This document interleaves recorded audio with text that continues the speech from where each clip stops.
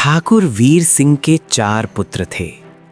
तीनों बड़े पुत्र हीरा सिंह, हरनाम सिंह और जसवंत सिंह अलग अलग शहरों में अपने व्यवसायों में लीन थे। इन्हें ठाकुर साहब के नियमों से सख्त नफरत थी, लेकिन मन ही मन वे उनका बेहद सम्मान करते थे। जबकि चौथा पुत्र गिरिराज शहर में डॉक्टरी की शिक्षा प्राप्त करके बाद कुछ ही दिनों में अपने गांव प्रतापगढ़ पहुंचने वाला था। एक दिन हवेली के भीतर ठाकुर साहब अपनी पत्नी की तस्वीर से बात कर रहे थे। रात का समय था, तभी अचानक कमरे की लाइट चली गई। अभी वे कुछ समझे भी नहीं थे कि कमरे में खिड़की का शीशा टूटने की जबरदस्त आवाज हुई। किसी अनजानी आशंका से ठाकुर वीर सिंह चिल्ला उठे, कौन कौन है उधर? कौन? ओ नहीं! उनकी कमरे से चीखने की आवाज आई। हवेली का सबसे पुराना एवं ठाकुर का वफादार नौकर सुखिया ने आवाज सुना तो वो दौड़ते हुए ठाकुर साहब के कमरे पहुंचा। तभी लाइट भी आ गई। तभी उसने देखा कि ठाकुर साहब की लाश जमीन में पड़ी हुई थी। वो भागता हुआ फोन के करीब पहुंचा और पुलिस स्टेशन में फोन लगाते हुए घबराहटी आवाज में कहा, मैं ठाकुर वीर सिंह का नौकर सुखिया बोल रहा हूँ। आप तुरंत यहाँ पहुँचिए। किसी ने ठाकुर साहब का कत्ल कर दिया है। कुछ ही देर में पुलिस वहां पहुंची और अच्छी तरह से देखा। सर, ऐसा लग रहा है इनका मृत्यु गला दबाने से हुआ है। हमें तुरंत पोस्टमार्टम के लिए भेजना चाहिए। हत्यारे ने बड़ी निर्ममता से ठाकुर साहब का गला दबाकर इन्हें मार डाला है। क्या ठाकुर साहब की किसी से दुश्मनी थी? नहीं साहब, वो तो बड़े देवता आदमी थे। उनकी किसी से क्या दुश्मनी हो सकती है?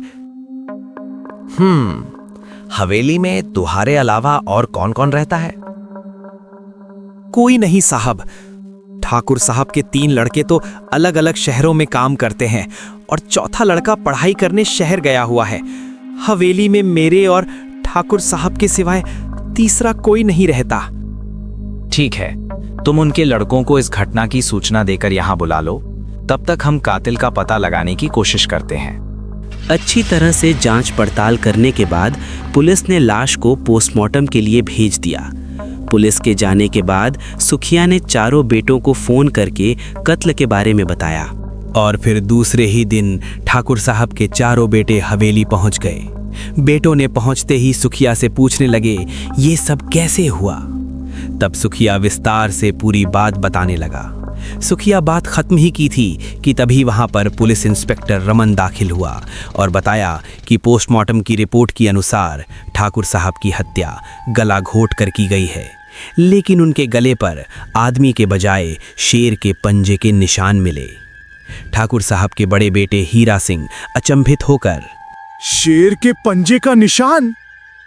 हाँ, लेकिन आप चिंता मत कीजिए, हम कातिल को पकड़ने की पूरी कोशिश करेंगे।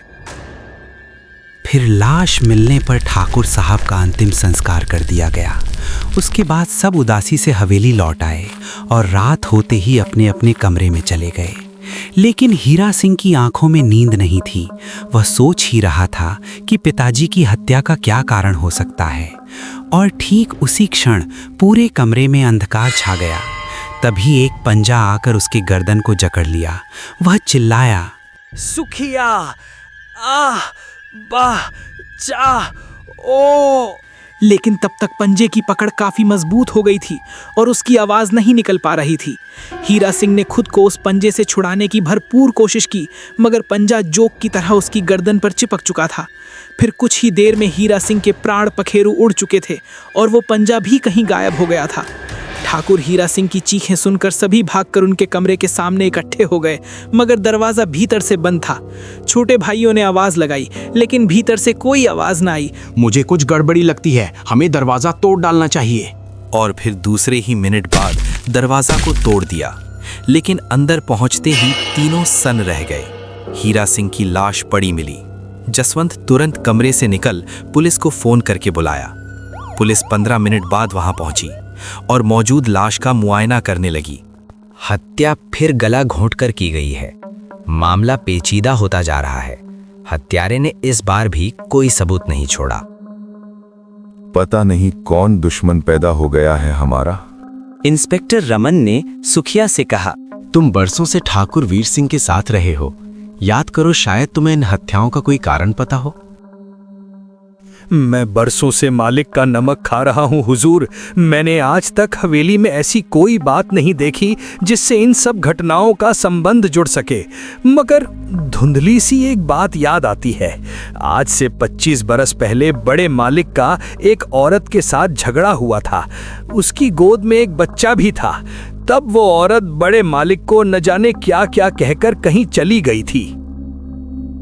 लेकिन आज से 25 बरस पहले हुई उस औरत के साथ पिताजी की खटपट का इन हत्याओं से क्या संबंध है?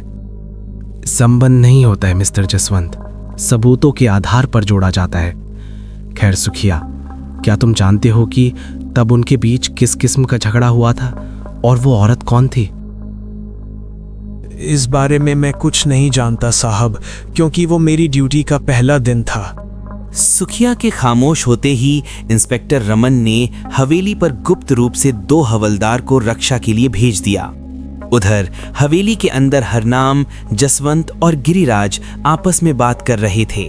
पता नहीं क्या हो रहा है इस हवेली में।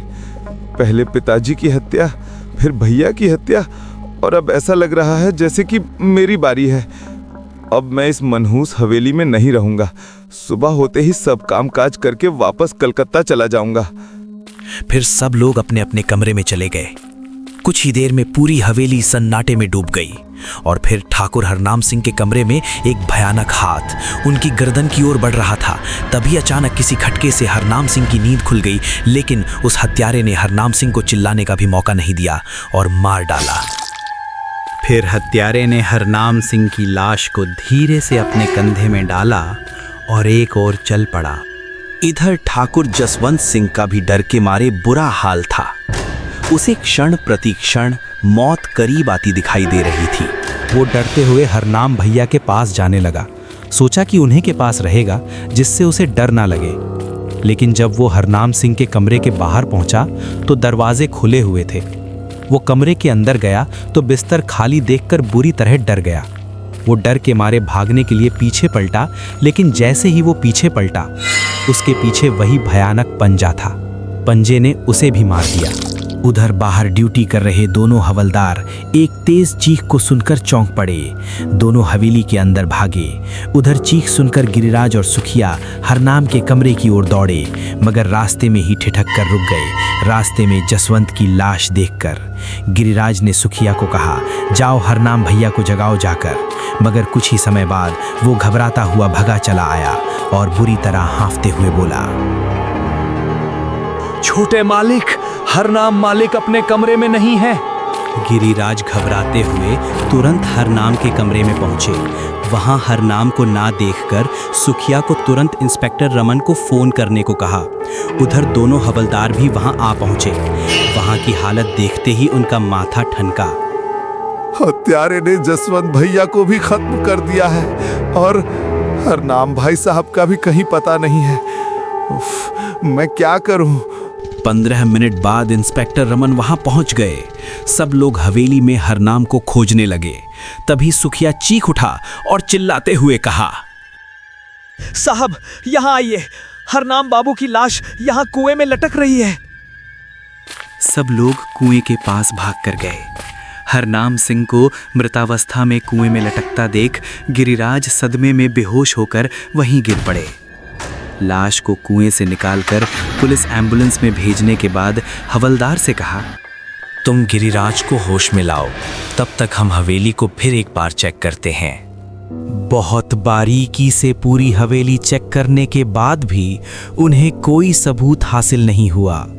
हत्यारा बेहद चालाक और क्रूर है, कहीं कोई सबूत तक नहीं छोड़ा। उधर गिरिराज भी होश में आ चुका था। इंस्पेक्टर रमन भी वहां पहुंचे और कहा, मुझे अफसोस है कि मैं कातिल को पकड़ नहीं सका और आपको अपने पिता के बाद अपने भाइयों को भी खोना पड़ा। लेकिन मेरा यकीन करो, मैं जल्द ही उसे गिरफ्तार कर लूंगा।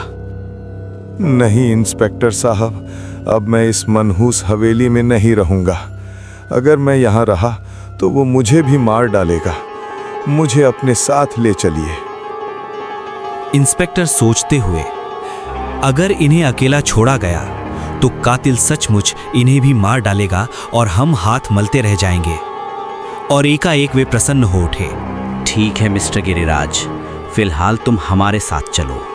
कल तक मैं कोई ना कोई रास्ता खोज ही निकालूंगा। एक ही परिवार में एक के बाद एक 4 हत्याएं होने के कारण इंस्पेक्टर रमन भी बहुत चिंतित था। उसे अभी तक कोई भी सुराग नहीं मिल पाया था जिससे वो हत्यारे तक पहुंच पाता। सारी रात वो बिस्तर पर पड़ा करवटें बदलता रहा। सुबह वो सोचते हुए इस केस में केवल एक ही व्यक्ति मेरी मदद कर सकता है और वो है प्राइवेट डिटेक्टिव मिस्टर विशाल।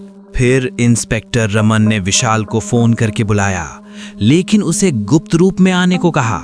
फिर विशाल इंस्पेक्टर रमन के बताए गए जगह पर पहुंचा, जहां पर रमन उसका इंतजार कर रहा था।